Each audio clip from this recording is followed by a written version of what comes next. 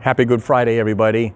I'm here at my church this morning. You can see some of the displays that we've got for Easter weekend.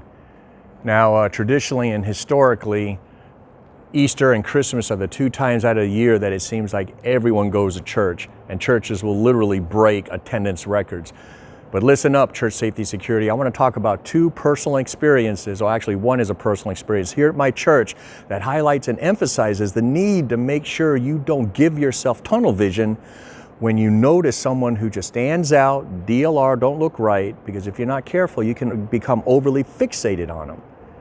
The first incident I'll share wasn't something that I personally experienced, but here, I'll give you an example. One of the classic examples of that they give at situational awareness classes and so on is someone who's wearing like a winter coat when the weather isn't that cold.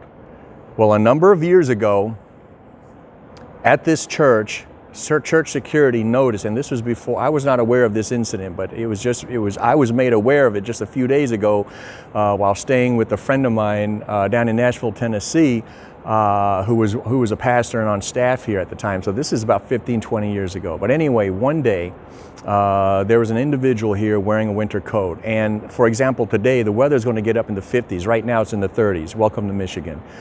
So this individual was in this church, and our church, and he was wearing a heavier jacket. And church security was just like really abuzz about seeing him there because the weather had warmed up and he was still just walking around with this heavier coat.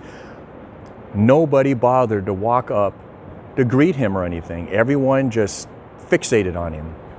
Finally, someone approached my friend and pastor at the time and asked him, hey, you know, be alert, be aware, you know, we got that individual right there. He just stands out. He's wearing a heavier coat than necessary. And my friend looked at the individual and says, oh yeah, that's John. I give him a ride every morning. Did you even go up to greet him and say hello and welcome him to church?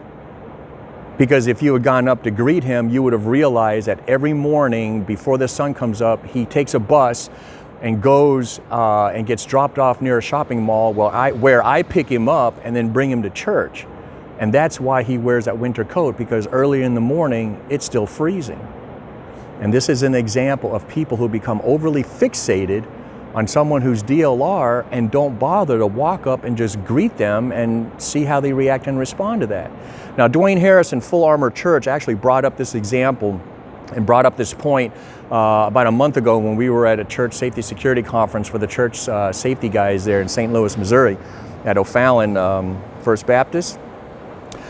So Dwayne brought up that example of someone wearing a heavier coat. Now, is that odd and attention-getting, or is that suspicious? It's odd. It caught your attention. Suspicious is when you go up and greet the person and now they continue to act in an odd manner. They don't make eye contact. They quickly walk away or whatever. But just because someone catches your attention does not mean that something nefarious is going on. And hello, the church has always been a beacon and a beacon of light and hope for people who are broken. You need to expect broken people to come to our churches. And be careful that you don't become fixated on them, that you end up saying or doing something that could actually create a situation or escalate a situation.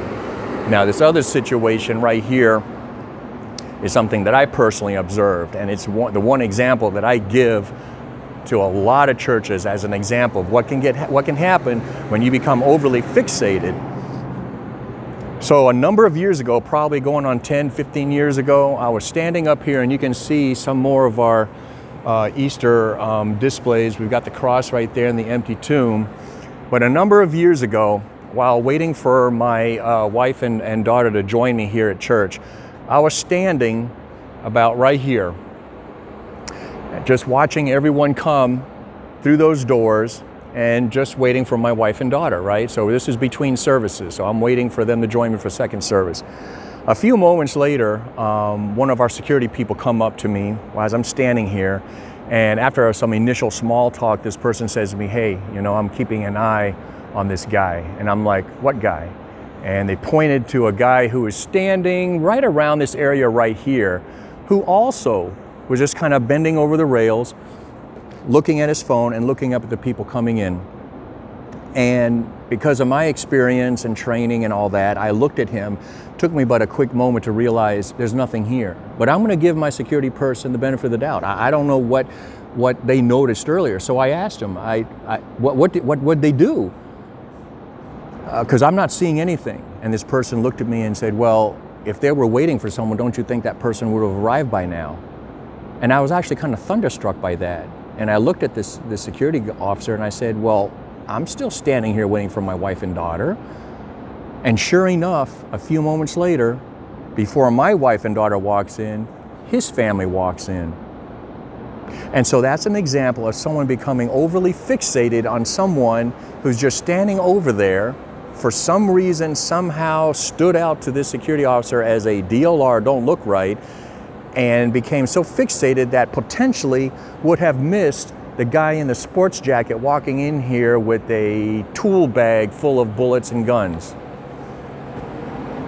Take a long, slow, deep breath, and hey, good catch. We want you to notice things, but be careful that you don't become fixated. Take a deep breath and keep scanning, because truthfully, if you're doing it right, you should, especially on Easter weekend and for like tonight's service, a Good Friday service, there's probably going to be a handful of people that you're keeping your eye on. So don't become overly fixated on just one person.